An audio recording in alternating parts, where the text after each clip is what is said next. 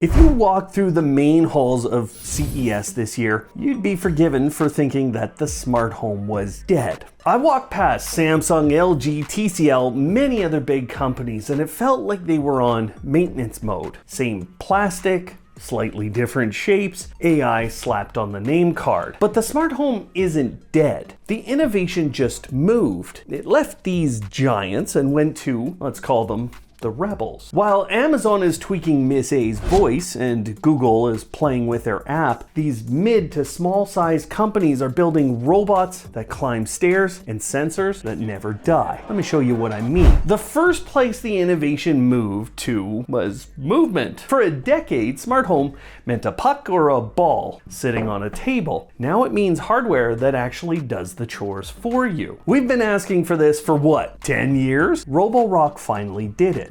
It's called the Saros rover, and it's not a concept. It's a solution to the biggest barrier in robot vacuums, and it works. Now the craziest thing? It can jump, which I learned after a few crazy dance routines. SwitchBot is the originator of our imaginations. They had a finger that pushed buttons, and that kind of kickstarted their company. Now though, they have a full-blown butler, and they're gonna sell it this year. One row connects to their DNA as a company. It's action. One row might not be the fastest, but it is doing the work that you don't wanna do. This next thing looks insane, but it solves a real problem, which is transition. This drone picks up the robot vacuum to move between floors. Being honest, this kind of a thing is going to be very difficult to do well, but you know what it does prove? That smart home companies are willing to get weird again. In the words of Captain Picard, this is the final frontier. Maybe that was a little Sean Connery, but we're seeing robots that fold shirts, and that's worth 100 Google UI tweaks. Robots were moving unlike anything I had seen anywhere before, and someday I'll talk more about the robot hands that we saw that will revolutionize this whole part of the smart home very soon. So the robots are doing the physical work, but I know you guys are all looking for a smart home that doesn't steal our data, one that's privacy focused. And so in the end, a lot of you are looking for an anti-ecosystem when it comes to Amazon or Google. And the good news is there are companies actively working to dethrone them in the smart space, and it is working. Big tech wants to sell you a speaker to serve you ads mostly. And Third Reality built the V&M assistant right here to serve you. Now this is the first mainstream ready voice and music player designed specifically for Home Assistant. To me, it proves that the future of voice isn't in the cloud. This is the privacy focused Echo that we have all been waiting for. Aqara isn't waiting for Matter to save us, and they are definitely not waiting on big tech to sell you the big pieces of your smart home. The U400 lock with this little sliding phone demo was unlocking it all local. The P100 sensor, it could detect tilt in any direction, as well as knocking or vibration. Again, all local. The W200 thermostat hub, which is, yes, a thermostat and a hub, could show visuals of people coming up to your door, and all with this nice interface, again, local, and without a monthly fee. Aqara is building a local intelligence network, and they are faster, smarter, and more private than anything the big tech guys showed us. Today, Govee sells almost 10% of smart lighting, and they aren't just dethroning the Philips Hues of the world, they're innovating their way through. They didn't just drop a bunch of new products on us, although I really do like their ceiling lamp Ultra. Instead, they turned all of your existing lights into more than just pretty ones. They did this with new features you'll be able to use this year. DaySync brought effects together with the basic changes in color temperatures over a day. Lumen Blend Plus nearly perfects those low saturation colors. And they even added to their AI features by letting you create animations with their chatbot. SwitchBot's AI hub was so impressive in what it could analyze from your cameras. And not only were we getting these great breakdowns from the hub that we could sit there and read through, we could start an automation with something as specific as we'd like. You want to scare people away from your home if they're wearing the wrong team sweater on your porch? You go right ahead. Now, both Govee and SwitchBot are using AI for good reasons,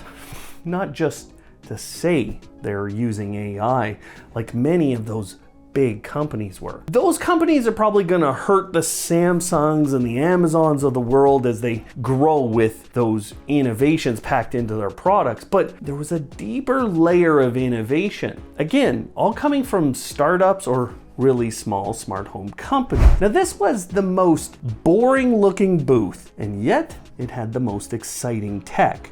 Gems or Gemins, I don't know. They're killing the battery. Imagine a smart home with no batteries. That's true automation. I watched this leak sensor report without any battery on board, and it worked every time using Z-Wave. Even crazier was this wasn't the only battery tech there, with companies like Lock-In doing wireless charging. And I don't even know if this product will make it out onto the market. They got a little bit of work to do, but this company called Clever K9 is building a smart dog home. They're doing it using both Z-Wave and smart hub technology. And what they've essentially done is built an entire system around what will help your dog feel the most comfortable and keep it safe. There's a lot of detail to go through here, and I walked through a lot of it with these guys, but they had excellent answers to all of my questions because they're working with experts as they build this incredible smart kennel. We spoke about third reality earlier in the video, but they didn't just do this voice and music assistant. They are innovating all over your home, and this year they took a look at your kitchen. Not to put a stupid TV on the fridge like Samsung, but to help you cook. This smart scale integrates recipes directly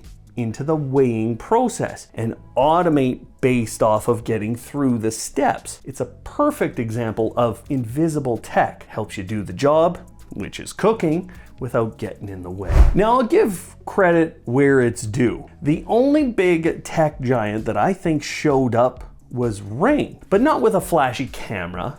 They showed up with sidewalk sensors. Their new sensors do not need a hub in your home. As long as one of your many neighbors has sidewalk within an approximate mile range, your sensors can connect to that and be used as a security system in your home. Now, this looks boring, but it proves that even the giants of tech only win when they focus on what's important, which is being useful. So no, the smart home isn't dead. It just grew up. The toy phase of smart speakers is over. The work phase of robots and local intelligence has begun. And you, as smart home people, are suddenly on the forefront. You've jumped to the front because these companies are the ones that are driving real innovation. So honestly, get excited because this is where it's going to get wild. I know many of you waste time looking for great smart home products, so I put together my list of the top 5 smart tech companies to watch in 2026 and my golden list of the best smart tech this year. Those are both part of our members vault, which we are launching today. There you'll gain access to 4 really high quality guides that help you build your smart home. Join our membership here as an Automator 2 to gain access to the vault, and I'll be adding more and more to it every month. This kind of innovation is one of the reasons that your smart tech is about to break. And I explained why that is in the video that's right there. Check that out because you're gonna learn what's coming. It'll save you big time in what you buy this year. Otherwise, thanks for watching today, and of course, live smart.